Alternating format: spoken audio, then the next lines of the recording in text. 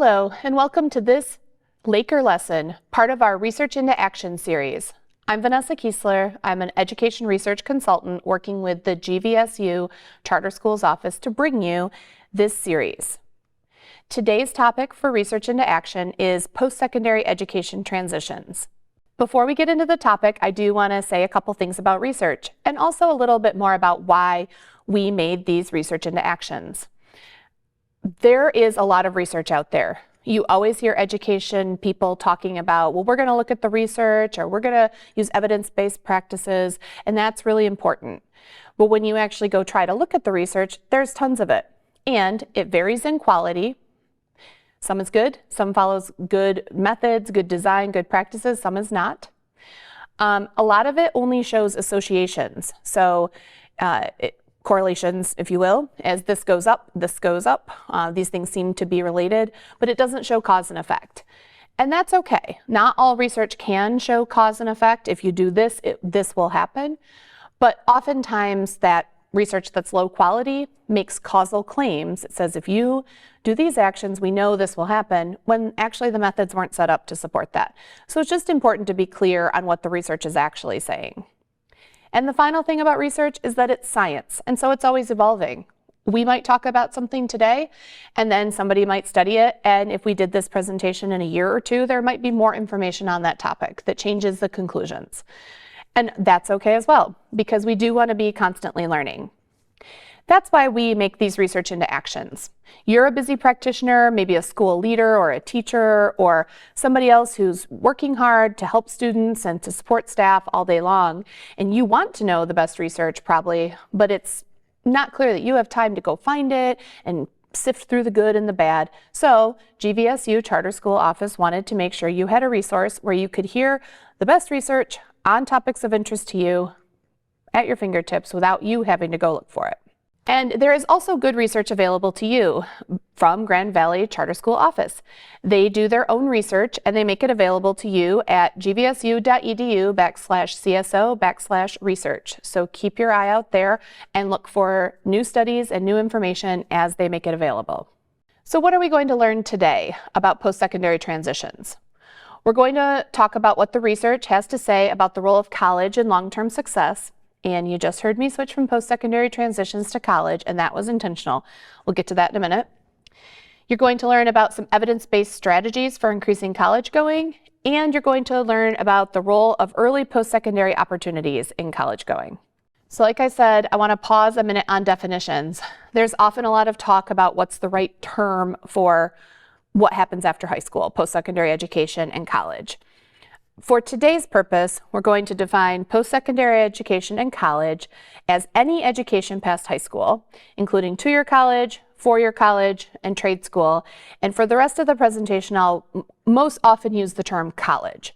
But that is a blanket term for all of these opportunities. It's not specifically referring to four-year college or two-year or trade school. It's a general term.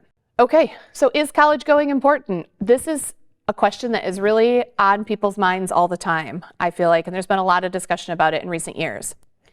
Here's the bottom line.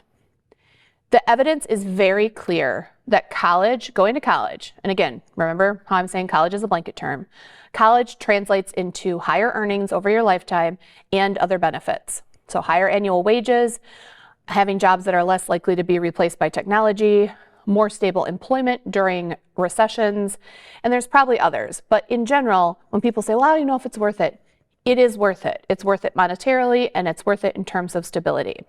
It's expensive. Nobody's going to say that college isn't expensive. But did you know, this is actually something I learned doing the research for this presentation, that the typical net cost of attending a public college or university is the same or falling since 2015. So it feels like it's gotten so expensive, but it actually is holding steady or even getting a little bit less expensive. And low-income students often receive significant reductions in the sticker price, and even people who aren't as low income as you think. Many colleges are doing adjustments to tuition fees, room and board, to help make college more accessible to more students. It is expensive, and student loans are still a reality for many students. In 2019-2020, 55% of public and nonprofit four-year graduates had college loan debt. The thing about student loans, and again, the research bears this out, student loans are problematic, most problematic when students don't finish their degree. So if you do take out student loans and you finish your degree and you go on and you have those higher annual wages that accumulate over a lifetime, the student loans are part of an investment. But if that degree doesn't finish, if the student didn't go to the right post-secondary opportunity for them, or they had struggles finishing their degree, then those loans become more problematic because they didn't get you that benefit that you took them out for. Community colleges are a really important option. So if a student is choosing between no college and a community college, in general, some research, this particular research I'm citing shows that they can earn 22% more in their careers than they would without that two-year degree. And community colleges are a more affordable option. The one problem with community colleges can come in if a student says, I'm going to community college and then I'm going to transfer to a four-year school. There are greater salary rewards to a four-year degree than a two-year degree. And research has shown that sometimes those transfer processes can be complicated and can lower the likelihood of getting that final degree. So we'll get to this in the suggestions. That's why it's really important for states to have good articulation agreements between community colleges and four-year universities, and for community colleges, even if their state's not supporting it, for community colleges and four-year universities to work together to make those pathways clear to students. Again, this research into action is really targeted at K-12 school educators, school leaders, and educators. So that's just a note for all of you, probably not something most of you are going to work on. And we'll talk about what high schools can do in terms of making this easier. But again, community college can be a great option. You just need, as with so many things, students need supports to make sure they understand how they're going to go from there to their four-year degree if that's their eventual goal. Let's talk about early post-secondary opportunities. These have a variety of names in the literature, so I stuck with this one. Early post-secondary opportunities, what are they?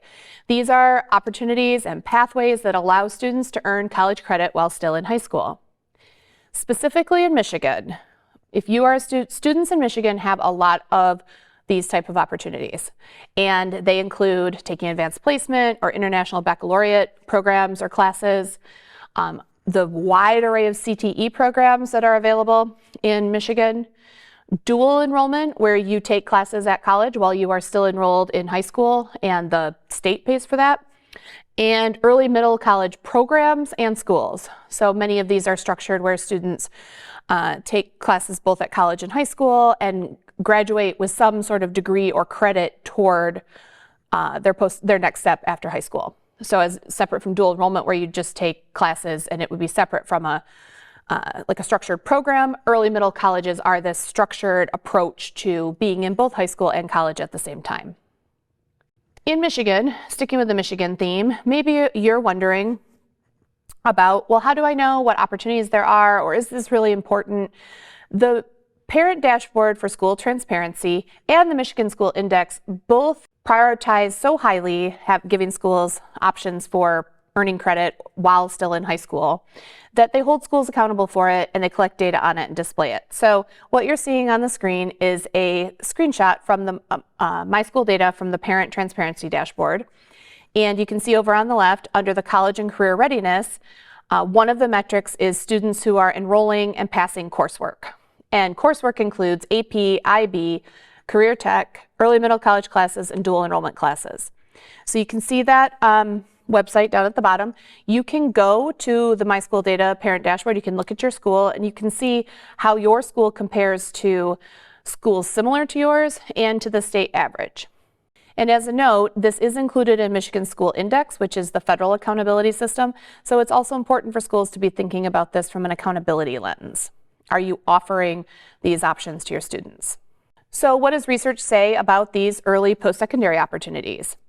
In general, they have positive effects, and they do help students enroll in various post-secondary opportunities after high school and persist in those opportunities as well. The one challenge with early post-secondary opportunities is not all students enroll in them at the same rate. So it becomes an issue of access and opportunity and inequitable access and opportunity. So I wanted to give a practical tip right now in the middle of the presentation before we moved on. If you're a school leader in a school that serves high school students, help students select and enroll in the right opportunities for them, the right early post-secondary opportunities. Should they take an AP class? Should they be in a CTE program or take a CTE class? Is dual enrollment the right thing? Are you part of an early middle college program or school? And how should they engage with that? And don't overlook the kids who you think might not be the right ones for this program. I think the research suggests that kids are getting left behind in their access. So schools can fight that by making sure the opportunities are more generally available and that students understand how to access them. I'd also recommend partnering with Grand Valley Charter School Office, community colleges, other charter schools to offer opportunities. So figure out what's available for dual enrollment, figure out what courses, figure out who's offering CTE in your area, things like that. Be creative about how to give your kids opportunities while they're still in high school. And then if you've watched any of these research into actions, you know there's always going to be a part where I say, assess the options you're giving now or take a look at what you're doing now. I'm a big believer in always starting with a good landscape analysis. What do we do? Should we add anything? Or do we have enough pathways we just want to strengthen our access? So always sitting and doing that needs assessment, landscape analysis is a great place to start. I'll talk at the end about where all this citations came from, but this slide comes from a resource called EPSOS in Action, Early Post-Secondary Opportunities in Action, which was published by the Tennessee Education Research Alliance. Okay, so transitioning from high school to college. What are the challenges? And these are from the literature, although I think most of us could just list these off from our own experience or from watching students that we know. But there are several big challenges for that transition. The first is just all the steps. The application process, and just editorial comment, I have a senior in high school, we just went through this. It is mind-boggling, so it's a lot. Students don't apply to enough colleges, so then they don't have enough options. And again, these are all things from the research, although you're like, somebody had to research this to know this. Yes, they did, and it validates what you knew just as a person in the world. Low-income students may not take those college entrance exams, the SAT or the ACT, but I do want to note here in Michigan, we're lucky. Some of you may not see it that way, but we're lucky because we have a state-mandated and paid-for college entrance exam in the form of the SAT. So every junior in Michigan takes the SAT, and that's actually a huge barrier to college access that Michigan has dealt with at a structural level. And then you have to do the FAFSA application, the student aid application. That's a steps. And then there's more steps after that too. So challenges with transitioning from high school to college, all the steps involved. The second is sticker shock and then jargony financial aid offers. It can be really hard for kids to parse out what is in my financial aid letter. What do I really have to pay? How am I going to do it? How am I going to finance it? It's just a lot of information. And then the third challenge is those summer transition tasks. So did you know that between 10 and 20% of graduating seniors who are accepted to college don't actually enroll by the fall? There's things like placement tests, tuition payment plans, figuring out how you're going to get to campus, figuring out the costs. And so up to 20% of kids are in, they have a place to go, and they just don't go before the fall. So what are some strategies that can help? Again, these are all from the research. College counselors. We all know this. Having somebody guide you through the process, having enough somebodies, having enough counselors is huge. And I know schools and the state have been making investments into counselors, hiring counselors, training more counselors because we need more of it. And specifically counselors focused on college, not all the other things that counselors have to do. And in particular, counselors need to make sure that students from low-income backgrounds and students with lower academic credentials don't just fall through the cracks. So those are who is often missed in college counseling. Creating time during the school day, setting aside time that senior year to complete college applications and to apply for financial aid. So in one experiment, researchers found that making time to apply for college and financial aid during the day increased college going by 10%. That's a pretty huge uptick. And let's face it, we know what seniors want to do.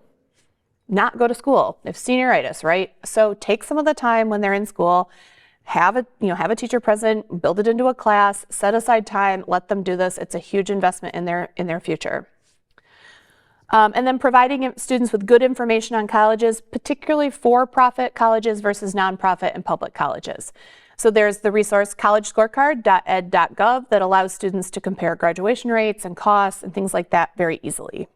Some other strategies that can help, a lot of times it is all about the money. And so students need help with processes, understanding what those processes are where they can get the need-based financial aid. So they need to understand how to fill out the FAFSA and when to do that.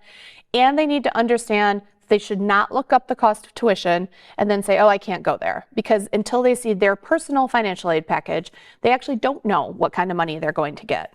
So here are a few more strategies that can help. Help students track their progress and provide regular reminders. Remember, we talked about all those students between when they get into college and then the fall, they fall off, or even throughout the year. There's been this whole host of studies around using text message communication. And what has been found is that text messages from school counselors to students improved the completion of college-going tasks like entrance exams, applying to college, completing the FAFSA. And it was an effective strategy for helping students do the tasks they needed to do. You also can and should partner with the Michigan College Access Network. If you don't already work with MCAN, you absolutely should. They are a wonderful organization. They are such an advocate for college going in Michigan, and they can help you provide these type of supports to your high school seniors, juniors throughout the high school time. And we know resources can be tight for schools, so MCAN is a great way to get some extra help into your school.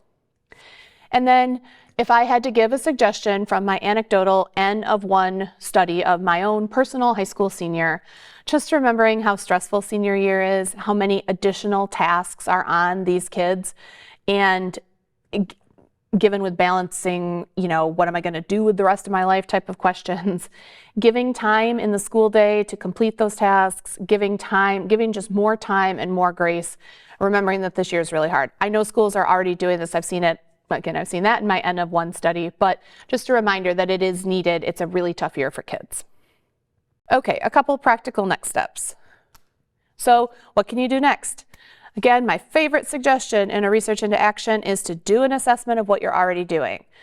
Often in education, we just start doing new things because we heard a presentation or we thought, oh, that's fun, let's do it. And then that's how you get so many initiatives in a school and you can't, it's too many. So what are you already doing to support all that college going? Trade school, 2-year, 4-year. You can go back through this presentation to be like, are we doing that? Are we doing that? And then figure out what's working and what's not. Like I already pointed out, you can look at the Parent Dashboard for School Transparency and look at the post-secondary section. You can see both college enrollment and persistence, as well as what I was showing you previously in the presentation were those course taking in high school. But all of that's there. You can take a look. And then you should look at your own internal data. Who is using your supports? Who isn't? Are there gaps by race, by gender? Who in your school is not really being well served in terms of their post-secondary transitions? And then I would recommend finding 1 to 2 gaps in your supports that you want to try to fix in the next year. You probably can't fix everything. Nobody can do everything all at once. So prioritize a couple and make those improvements. And then as I already said, call MCAN if you don't already partner with them, and call Grand Valley Charter School office and ask how they can work together with you. And just a note on my resources, these are where the top bullet here, earning college credit in high school, is a wonderful chart about the opportunities in Michigan to earn college credit while in high school. It's produced by the Michigan Department of Education. And then I already told you about the EPSOs. And then I love to use these research practice briefs from the Annenberg Institute. So I used 2 today, helping students make informed choices about college, and guidance and supports for students moving into post-secondary.